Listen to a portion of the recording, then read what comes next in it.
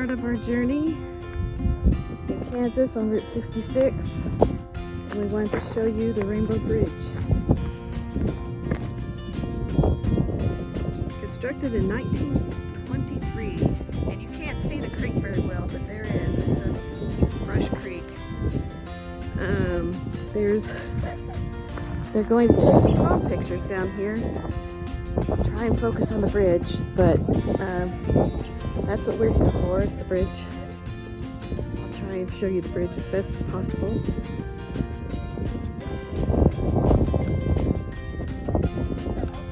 Pretty cool.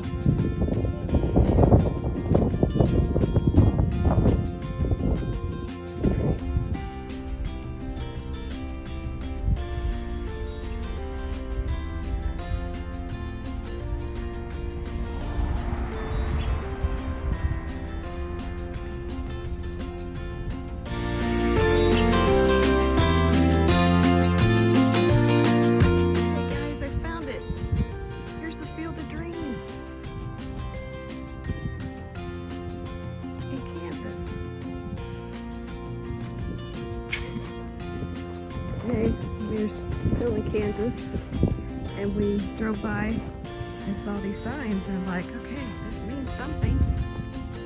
Let's read. Okay, we're in Baxter Springs, Kansas, and it's got all the little hot spots on Route 66, and we passed these on the way here, but didn't really know the significance. It's the first cow town in Kansas. It's an old gas station, soda shop.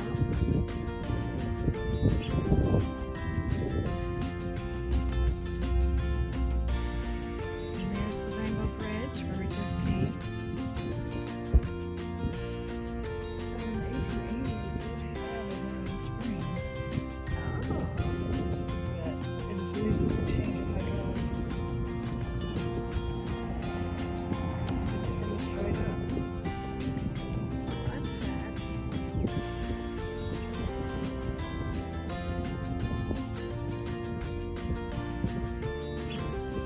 The local marshal was killed after being called to the disturbance of the Hotel Wiggins house. I saw the Wiggins house when I came.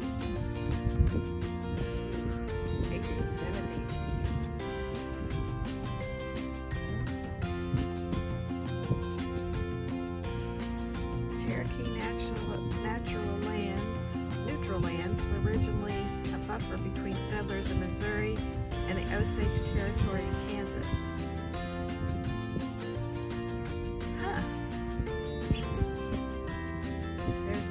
Territory in Oklahoma.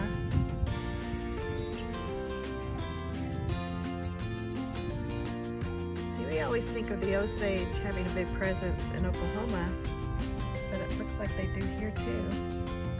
They talk about it. In 1872, encroaching settlement forced the Osage to give up their land again and relocate to their present reservation in Osage County, Oklahoma.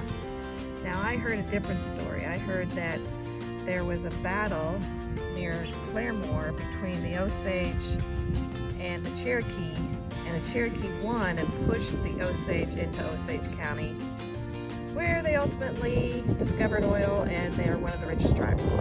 So we, the Cherokee, lost out. We won the battle, but lost the war.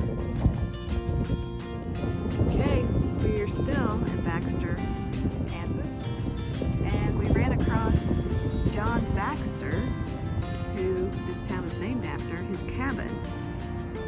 In the spring of 1849, John Baxter and his wife and 8 children moved into the site and built an inn and general store and offered food and lodging to travelers who passed along the military road.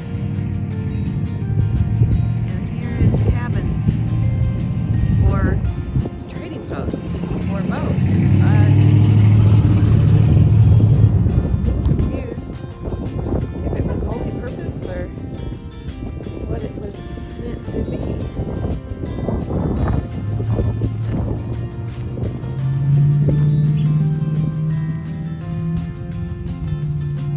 Well, now this sign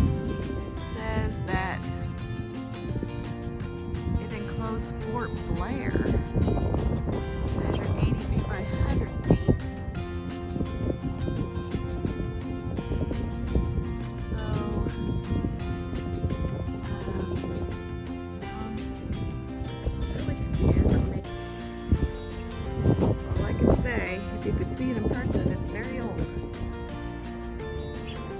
It's been tried to be preserved, which I suppose it is since it's still standing. But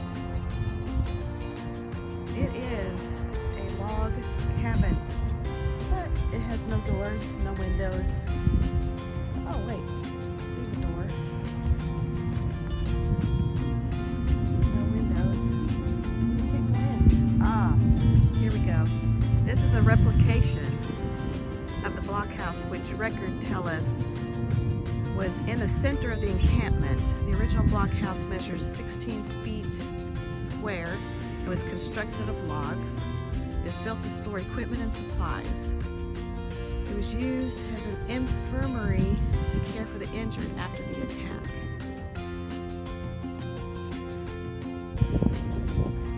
The beginning of our Route 66 tour. I wanted to start here. It's the Battle of Baxter Springs. Since I'm not from Kansas, I've never heard of it. I mean, I've heard of Baxter Springs, but not the battle. In 1863.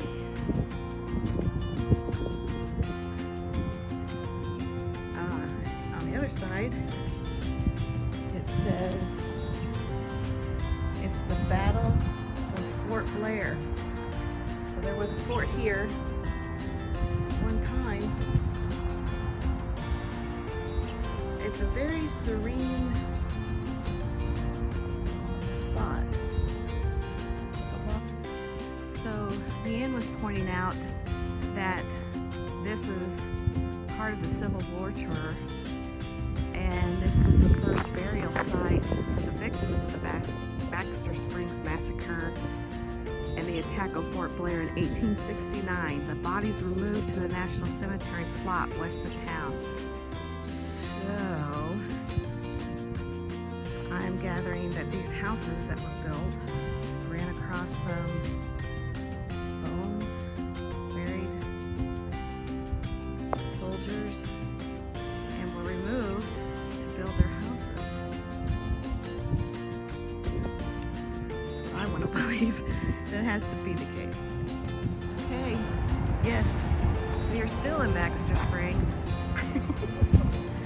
We're having a great time though, really exploring Kansas.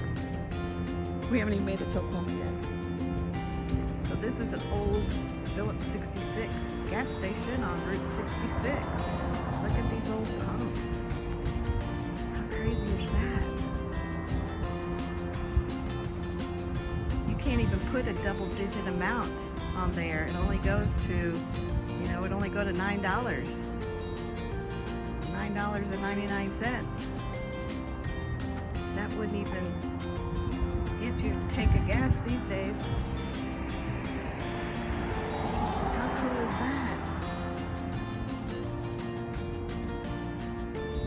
It's an information center, but it's closed. So stop us. We're out exploring.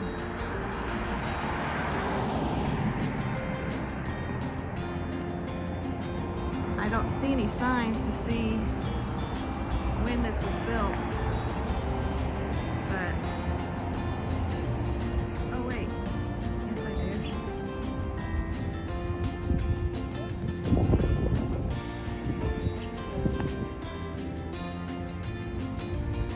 It was built in 1930 by the Independent Oil and Gas Company. It's a Tudor style, and then Phillips 66 purchased it, so it wasn't always a Phillips 66. And then they modified it in 1940s to an L shape. Gas was sold and vehicles were serviced here in Baxter Springs through the 1970s. And then they got a grant from the National Park Service to restore the building to a historic, for the history, to a visitor center. And it was placed on the National Register of Historic Places in 2003. Love it. Love, love, love it. Right across the street from the gas station is the Baxter drugstore on Old Route 66. It's pretty cool. Like, very, I don't know how long it's been there, but I'm gonna venture a while. Okay, we will make it out of Baxter Springs, Kansas at some point, but okay, Leanne and I ran into this store on Route 66 in Baxter Springs, and we're like, okay, wait, we're gonna have to go in there.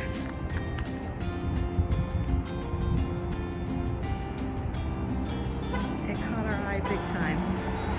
I mean, who doesn't want some seagulls? Mine, mine, mine, mine, mine, mine.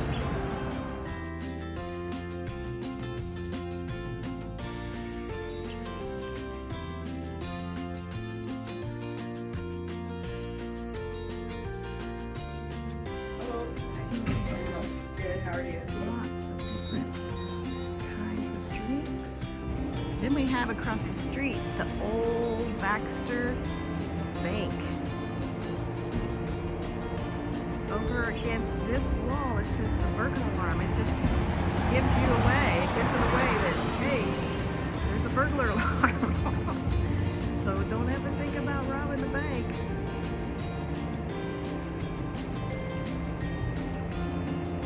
There's the Ritz movie theater in downtown Baxter Springs, Kansas. Did my dirty windshield? Yes, we are still in Baxter Springs.